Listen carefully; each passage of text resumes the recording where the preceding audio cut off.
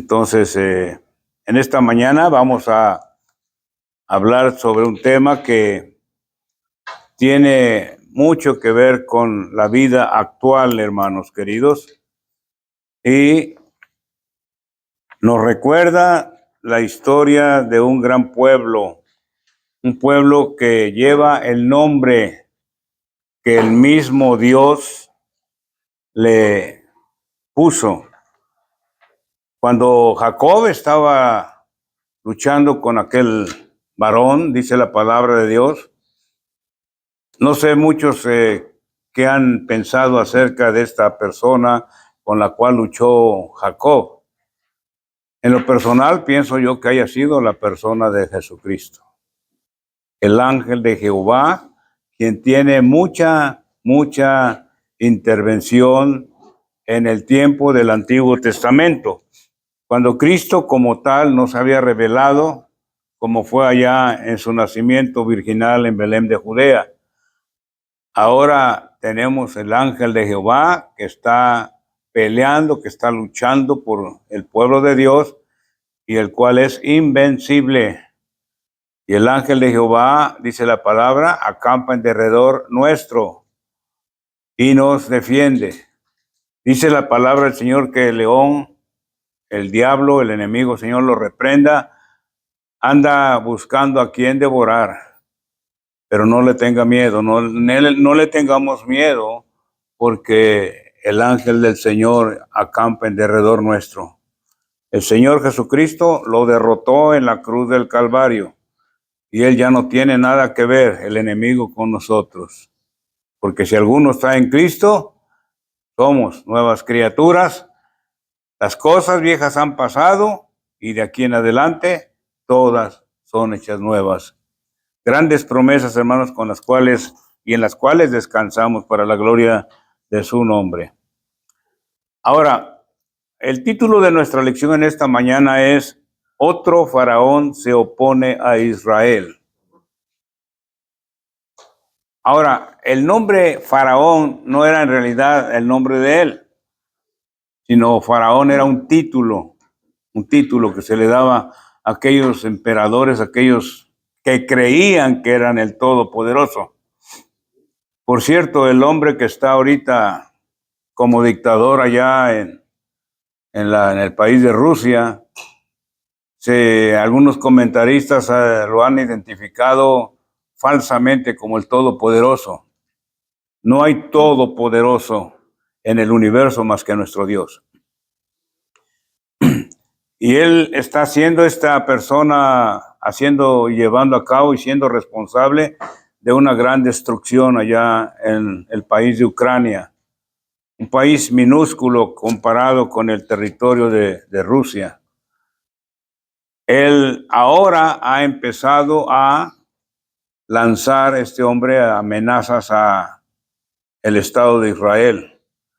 El Estado de Israel dicen que es en extensión aproximadamente como la nación de El Salvador. Y El Salvador es reconocido, ¿verdad?, como dicen algunos, como el pulgarcito de América, porque es un país chiquitito. Pero ahora ese país está manifestándose de una manera o de otra al mundo entero, porque la persona que está como presidente Bukele, él está hablando, cuando habla como un pastor, como un predicador, y él está hablando sobre la necesidad de que este mundo se arrepienta. Fíjense ustedes, está hablando sobre la necesidad de que podamos entender que después de Cristo no hay nadie más a quien podamos ir, es decir, a nuestro Padre Celestial. Y él, junto con el presidente de Argentina, poquito mal hablado, de repente se oye, ¿no? Pero él dice, Jesucristo es el Señor, dice él, y yo he creído en Cristo, yo he entregado mi vida a Cristo. Y pues nos maravillamos porque estamos viviendo en una época en la cual el mundo quiere que nos inclinemos hacia la izquierda. Jamás de los jamases eso va a suceder. La izquierda es el partido liberal, el partido que está promoviendo un desorden a nivel mundial. Y nosotros no estamos con un partido específico, pero si quisiéramos declararlo así, estamos bajo el partido de Dios, hermanos. Porque no estamos hablando de una persona, estamos hablando de la persona que tiene valores, cuando menos valores, comparado con las otras personas que dicen que no vale la pena llevar una vida ordenada y están aprobando en las cortes leyes malvadas y perversas que están alentando a aquellos que no quieren libertad, sino libertinaje. Y que, como dice la Biblia, a lo bueno le llaman malo y a lo malo le llaman bueno. Por eso creemos firmemente que la venida de nuestro Señor Jesucristo juntamente con el Padre están a las puertas. Porque el Señor Jesús dio una advertencia y una señal diciendo que los últimos días serían como en los días de Noé. Los últimos días serían como en los tiempos de Sodoma y de Gomorra. Ahora, quien lo dude, solamente, ¿verdad? Pongámonos a observar cómo está el asunto a nivel mundial, hermanos. Cuando todas las Naciones Unidas se unen para condenar a Israel, pero no se unen para condenar a los terroristas, a los malvados, perversos, hijos del diablo, esto nos está diciendo que la situación es seria, hermanos. Y la Biblia habla acerca de que los últimos días serán como en los días de Noé, a donde comían, bebían, se casaban, se daban en casamiento, hacían lo que querían. En otras palabras, diciendo en resumen, no hay Dios. Y esto es lo que nos dice el capítulo 14 del libro de los Salmos.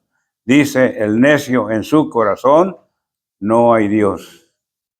Ya lo van a probar que sí lo hay, pero quizá para muchos va a ser demasiado tarde. Y nosotros no estamos fomentando ni alegrándonos que hayan millones y millones y millones de personas que desconocen a Jesús, desconocen a nuestro Padre Celestial, desconocen la obra de ministerio que está haciendo y llevando a cabo el Espíritu Santo, ¿verdad? El Señor nos da a entender que lo que Él ha planeado proféticamente es lo que se va a cumplir. En otras palabras, como el Señor Jesús dijo que tendríamos los últimos tiempos en los cuales habría grande confusión, grandes situaciones de desorden, que nosotros nos dice, erguíos, porque sabemos que nuestra redención está cerca. El mundo actual, hermanos queridos, es total y completamente diferente a ese mundo de hace 30, 40, 50 años. No era un mundo perfecto, con muchas deficiencias, pero la palabra profética de Cristo se ha cumplido, a donde dice que el mal, el pecado, la maldad, la perversidad, sea y sería multiplicada. Ahora, pensemos un poquito sobre el asunto de Israel. Israel fue el país al cual Dios dio el nombre. Cuando Jacob estaba, ¿se acuerdan ustedes?, huyendo de su hermano Esaú por el engaño, por la manera muy humana que había hecho en contubernio con su señora madrecita, engañando al papá Isaac y pues aprovechándose también del hambre física de Esaú.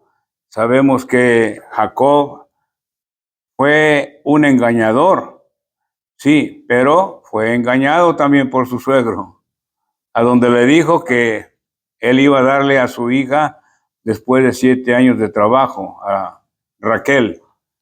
Y después de que se cumplieron esos 7 años, le dio la señora equivocada. Y dijo, pues si quieres la que es tu favorita, tienes que trabajar otros 7 años. Y 14 años lo hizo trabajar este hombre Labán. Por cierto que era un mal, dicen algunos que era un buen, pero para mí era un mal comerciante, comerciaba con sus hijas, explotaba con sus hijas, vendía a sus hijas como si nada. Bueno, cuando Jacob huía de Esaú, dice la palabra del Señor que llegó a un cierto lugar a donde un ángel lo confrontó. Y él luchó con ese ángel.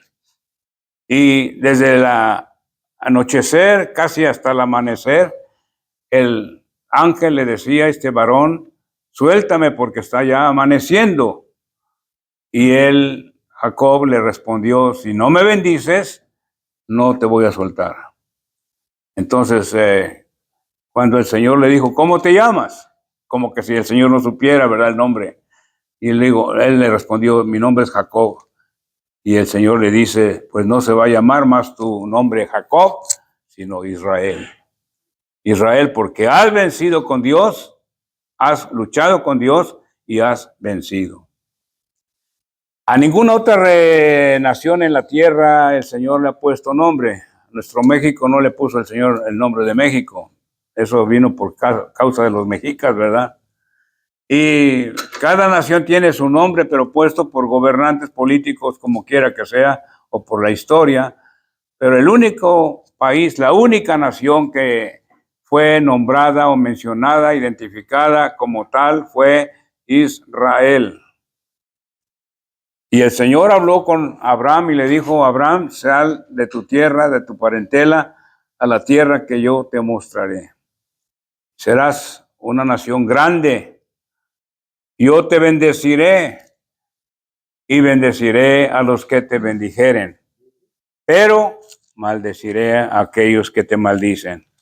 Esto se encuentra, yo sé que ustedes lo saben, pero para recordarles, en el capítulo 12 del libro del Génesis. Entonces, Jehová había dicho, versículo 1, había dicho a Abraham, vete de tu tierra y de tu parentela y de la casa de tu padre a la tierra que yo te mostraré. Haré de ti una nación grande. ¿Sabe qué? Es importantísimo conocer esto, hermanos, y ahorita no vamos a entrar en cuestión de la clase, pero aquí hay unas palabras, una expresión que Dios quiso dejar claro cuál es la posición del pacto que Dios estaba haciendo con su siervo Abraham. Abraham fue identificado como el padre de la fe, como el padre de la fe, porque dice la Biblia, creyó Abraham a Dios y le fue contado por justicia.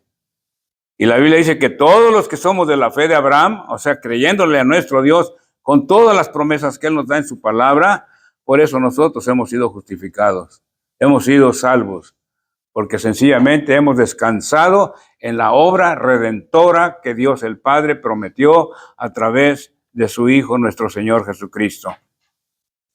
Cuando dice aquí, haré de ti, versículo 2 del capítulo 12, haré de ti una nación grande y te bendeciré. Y engrandeceré tu nombre y serás bendición. Porque es importante conocer aquí que el Señor está identificando a la descendencia y de dónde iba a surgir esta nación de Israel, o sea, de Jacob, de los 12 hijos de Jacob. Haré de ti una nación grande. ¿Sabe por qué? Porque en la actualidad hay algunos que son irresponsables y que tratan de restarle importancia al pacto que Dios hizo con Abraham.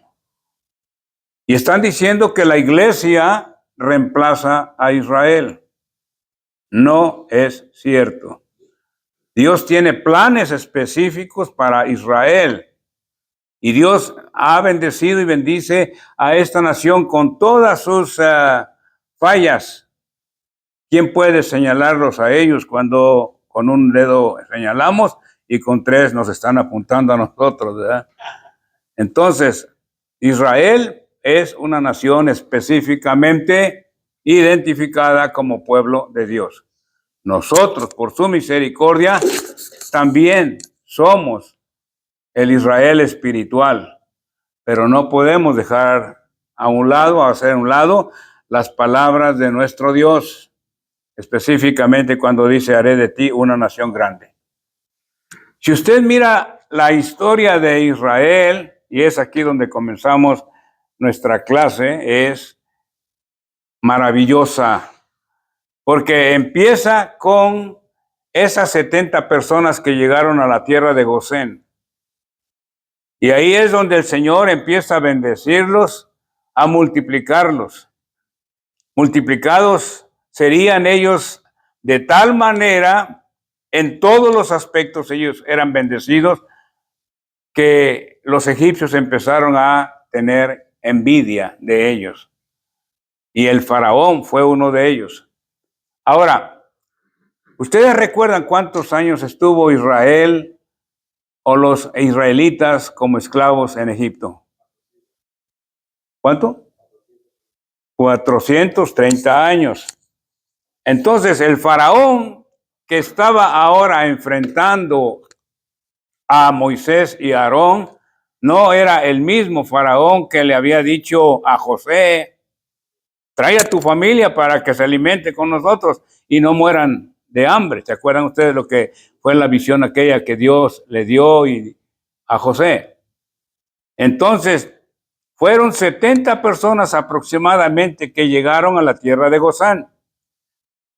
70 personas en la tierra de Gosén, pero 430 años después ya eran aproximadamente 1.300.000 personas.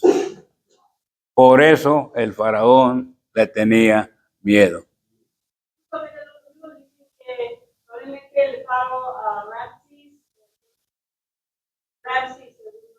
Sí.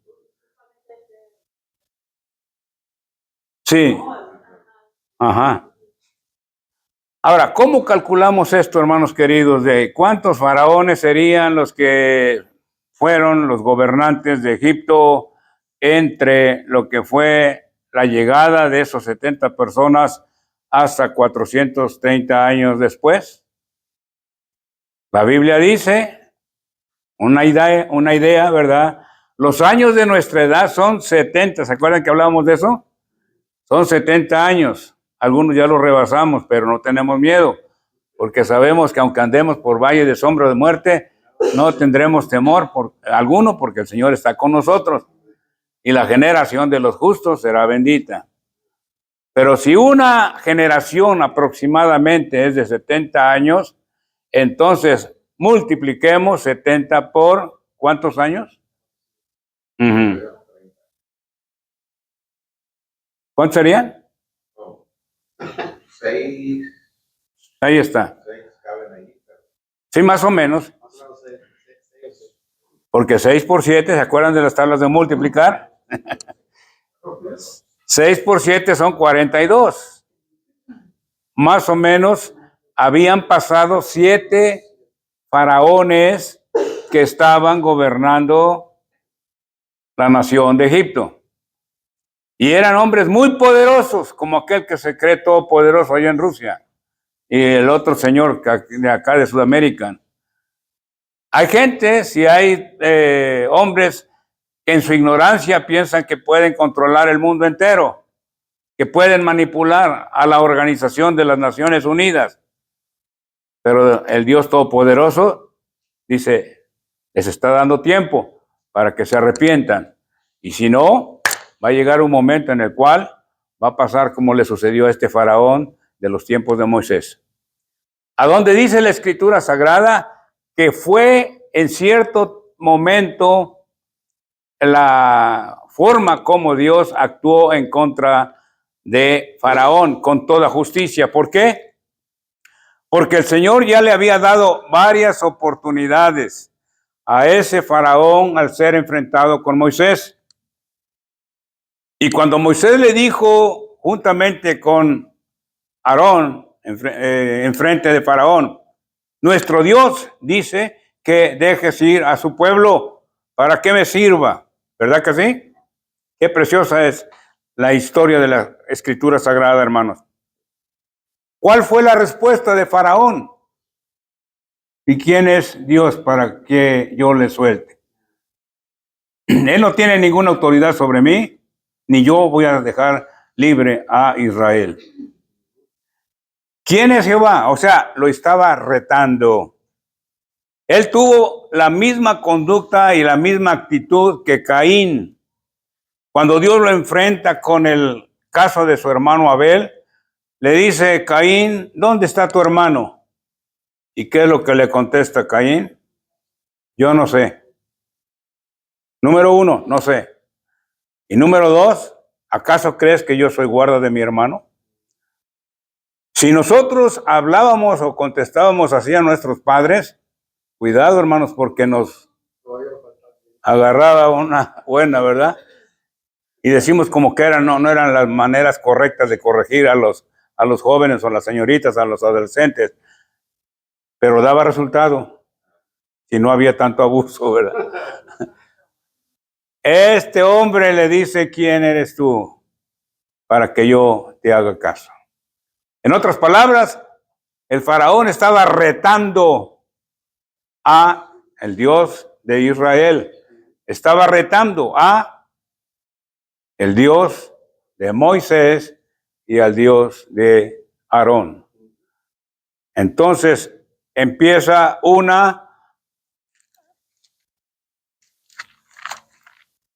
momento en el cual el Señor empezaría a probar la actitud y la conducta de este hombre.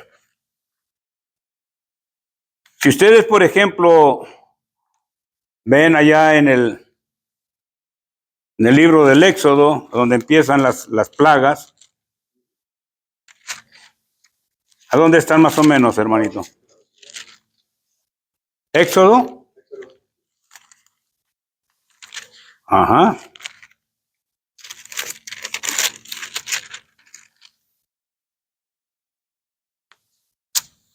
Empieza con la vara de Aarón, en el capítulo 7, versículo 8 al 13. No podemos leerlo versículo por versículo porque el tiempo siempre nos está combatiendo, ¿verdad? Pero ahí está la vara de Aarón. Cuando Dios envía a Moisés y a Aarón a hablar con el faraón, le dice, deja ir a mi pueblo. Y el faraón le contesta, ¿quién es Jehová para que yo le haga caso? Yo ni le conozco y no voy a dejar que el pueblo de Israel sea libre. Entonces, el Señor le había dicho a través de Moisés a Aarón que arrojara su vara en el suelo, y al arrojarla, el Señor hizo que esa vara se convirtiera en una serpiente. Entonces, este faraón, como era tan soberbio, él no quiso aceptar eso como una manifestación del poder de Dios. Y él mandó a llamar a sus adivinos, a sus cómplices, y dijo, ¿ustedes pueden hacer eso? Y aquellos le dijeron, sí, a ver, háganlo. Y entonces cada uno de ellos, de esos hechiceros, empezaron a tirar varas por donde quiera. No se dice cuántas, pero el asunto es que cuando esas varas cayeron en el suelo, también se convirtieron en serpientes. Una diferencia aquí. La vara de Aarón se las comió a todos los demás. ¿Qué cosa? Y el faraón estaba mirando eso, pero él no lo tomó como que era parte de Dios, como que había un poder arriba de ellos. Bueno, la vara de Aarón devoró la serpiente que Dios había, transformado en una serpiente de Aarón. Él devoró las demás varas de los encantadores, hechiceros. La segunda plaga, la plaga de sangre. Y es aquí donde Dios entra a tratar con el hombre. Vamos a hacerlo así, hermanos, y pensarlo que este es un paralelo cómo Dios está tratando con el mundo actual. Tantas señales, tantos prodigios, tantas manifestaciones de su poder, y el mundo no quiere, como Faraón, entender que eso procede de Dios. Y que si procede de Dios, algo diferente debe ocurrir en las vidas de todo aquel que abra su mente y su corazón al Señor. Pero como Faraón dijo no. Entonces Moisés recibió otra manifestación del poder de Dios. Le dice, ahora dile a Faraón, cuando él salga a la ribera del río Nilo y vea y empiece él a disfrutar de todo el paisaje, que esa agua del Nilo y de todas las aguas que hay en Egipto se van a convertir en sangre. Ahora, ese olor a sangre era penetrante, estoy casi seguro, y de repente Faraón se impresiona al mirar ese grande milagro, pero llamó a sus hechiceros y les dijo, a ver, háganme algo así a mí, para que yo vea que el poder de Moisés no tiene ningún significado. Y los hechiceros hicieron caso y convirtieron esa agua en sangre. La tercera plaga era la plaga de las ranas. Dice la palabra del Señor que cuando este hombre llamado Faraón, o por título, vio que ya la sangre como que se iba diluyendo, y entonces él endureció más su corazón diciendo, no hay manera como yo pueda ceder a la petición de este hombre llamado Moisés y Aarón. Y viene la plaga de las ranas. Dice el Señor aquí en versículo 1 del capítulo 8, entonces Jehová dijo a Moisés, entra a la presencia de Faraón y dile, Jehová ha dicho así, deja ir a mi pueblo para que me sirva. ¿Sabe, querido hermano, que el Señor quiere que nuestra libertad como hijos de Dios, porque la Biblia lo dice, si el Hijo os libertare, seréis verdaderamente libres? Pero ¿para qué nosotros queremos la libertad? ¿Para hacer lo que nosotros querramos? Seguramente que no. Porque quien recibe a Cristo como Salvador, también lo debemos de recibir como nuestro Señor. En otras palabras, Él es el dueño de nuestra vida. Ya no somos nosotros dueños de nosotros, sino que Él es nuestro dueño. La Biblia dice en Efesios 1, 13 y 14 que en el momento en que nosotros hemos oído y que hemos visto la palabra del Señor, dice que hemos sido sellados con el Espíritu Santo. Somos propiedad de Dios.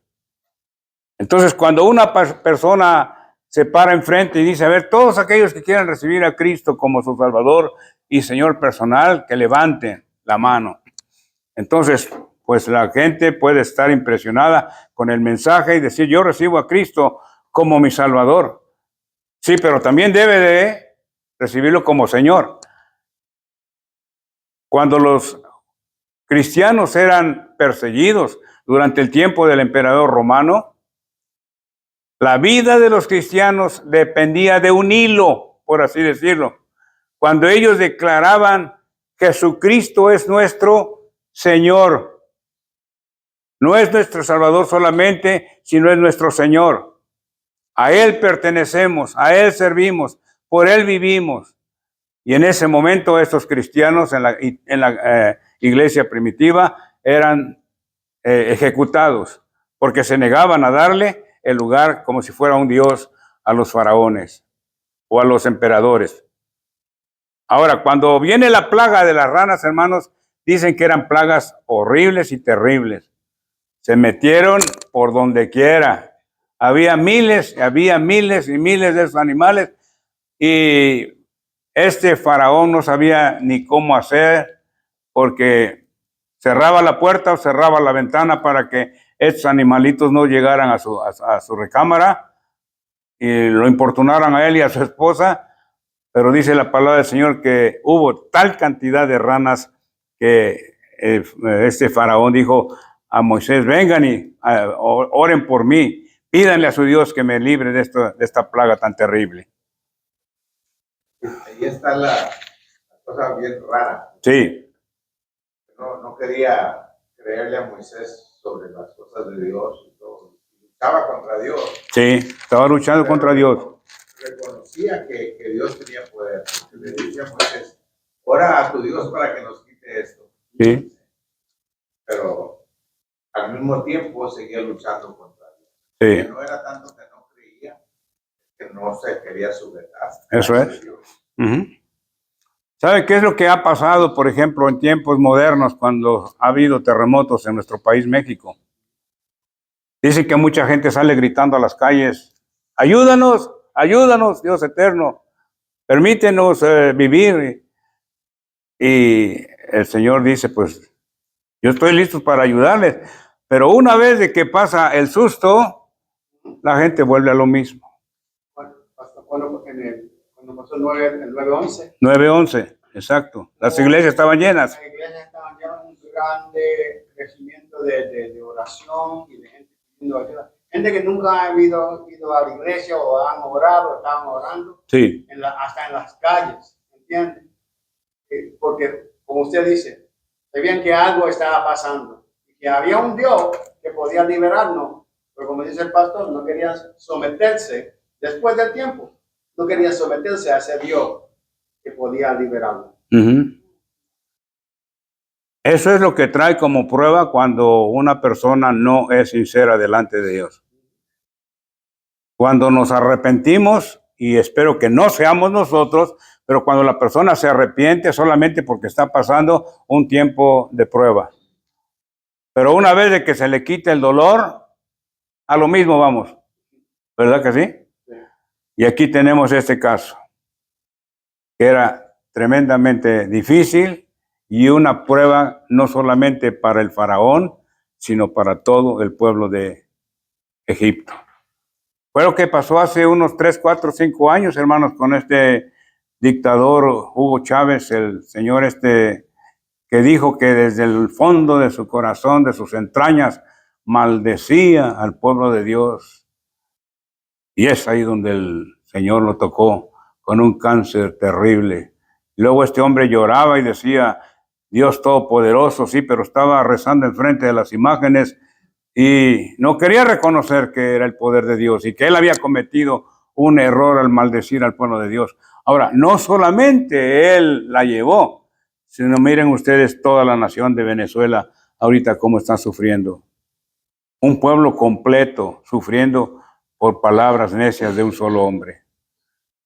Y es ahí donde nosotros debemos orar por nuestros hermanos en Venezuela, en Nicaragua, en Cuba. Hay hermanos como nosotros, hermanos queridos, que están sufriendo grandemente, pero en la otra, por el otro lado, en esos países el evangelio está no muriéndose, sino resurgiendo. Entonces, a veces dice uno, ¿hasta dónde puede uno decir que eso es bueno o que eso es malo? Dice la palabra de Dios que todas las cosas nos ayudan a bien o para bien a los que a Dios amamos.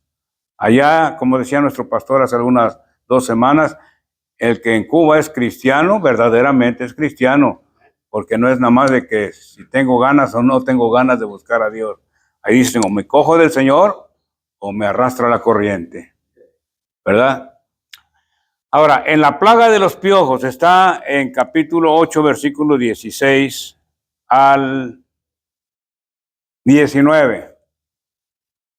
Ahí, ¿sabe qué? Fue la plaga que pegó de plano al pueblo de Egipto.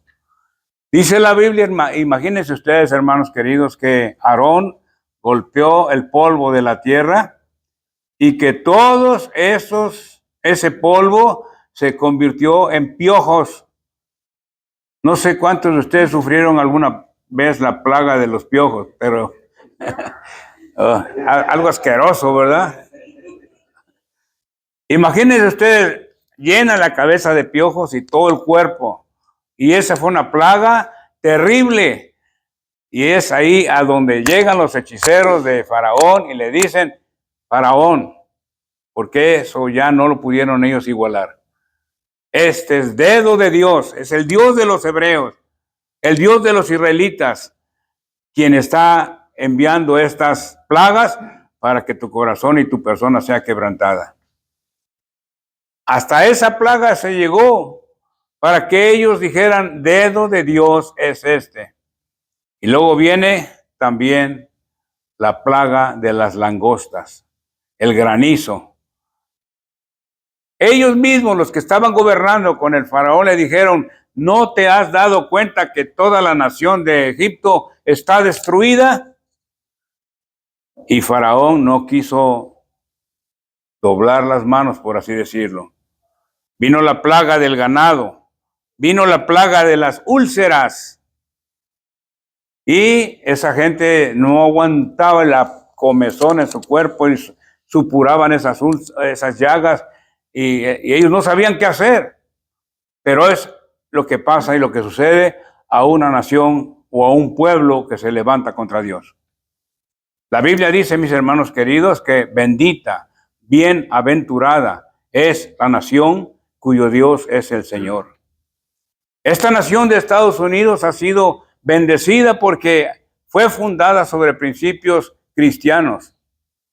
Ya hubiéramos querido eso para nuestro México, para otras partes de Latinoamérica, pero nada de eso ha sucedido.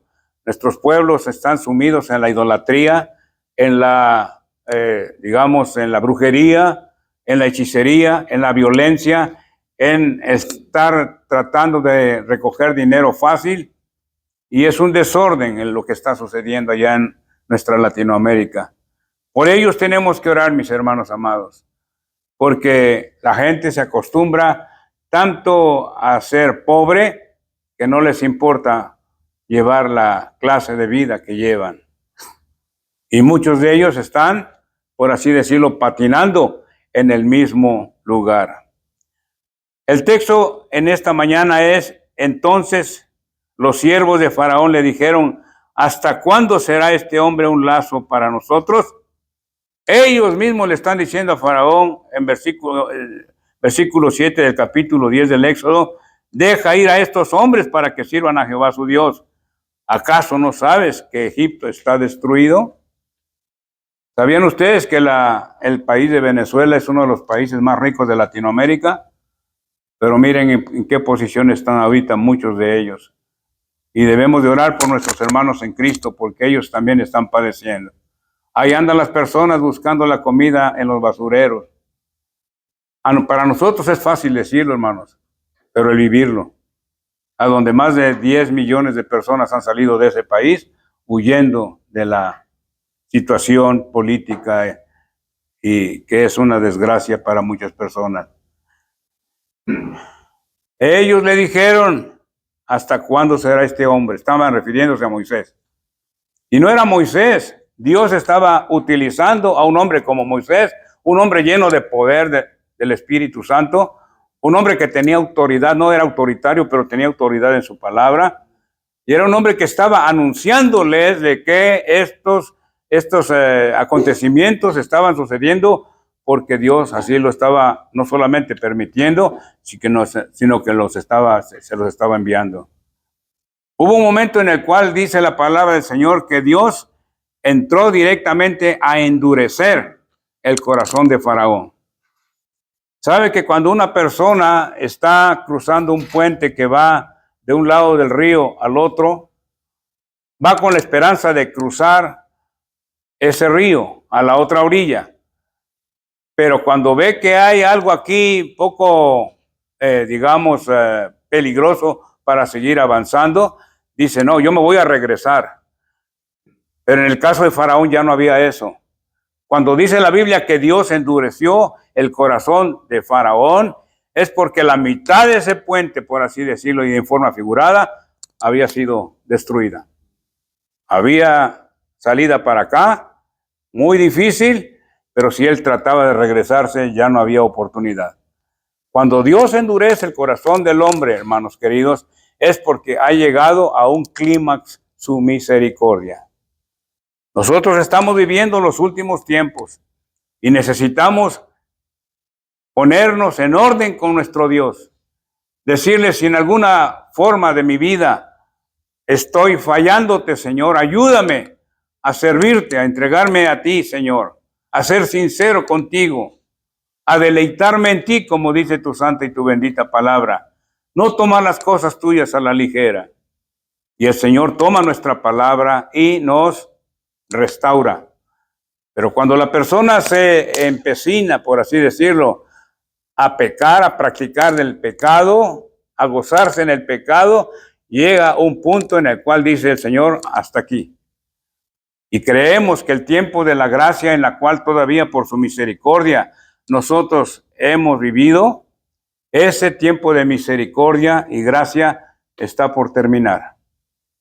Más de un predicador sincero ha dicho, creemos que estamos viviendo los últimos tiempos, la última generación. El Señor está a las puertas. Y para terminar decimos esto, hermanos queridos. Un tipo del faraón es Satanás, que el Señor lo reprenda. Egipto es la tierra o la vida antigua que nosotros llevábamos. Pero el hecho de ir hacia la tierra de Canaán debe de llevarnos para crecer constante y continuamente en la gracia y conocimiento de nuestro Señor y Salvador Jesucristo. Y decirle, Señor, con tu ayuda, y como lo dijo Job, aunque me mates, no lo iba a hacer el Señor, pero Job dijo, aunque el Señor llegara a este momento, yo voy a ser fiel a ti. Y es lo que el Señor espera de cada uno de nosotros. La Biblia dice que no seamos tibios, no seamos fríos, sino ardientes en el Señor. Y podemos ser ardientes en el Señor cuando nosotros buscamos la unción, la presencia del Espíritu Santo en nosotros. Faraón, hubo un momento en que dijo, aparentemente se doblegó, pero una vez de que dijo que los israelitas ya tenían permiso de irse, él unció sus carros de guerra y a sus soldados, a sus generales, y dijeron que hemos hecho esto de dejar ir a Israel. Vamos tras de ellos. ¿Y sabe qué? Que esa es la labor del enemigo de nuestras almas. Perdón. Cuando nosotros salimos de nuestra antigua vida, el enemigo quiere regresarnos. Y quiere regresarnos para arruinarnos. Pero en el nombre de Jesús y por el poder de la sangre de Cristo, nosotros sabemos que somos más que vencedores. Y que tenemos que seguir adelante. El Señor dice en su palabra, sé fiel hasta la muerte. Si es necesario llegar hasta la muerte al ser perseguidos por la causa de Cristo. Pero dice el Señor en su promesa, y yo te daré la corona de la vida. Vamos entonces a tener una palabra de oración y con ello, si alguna persona tiene una petición especial delante del Señor.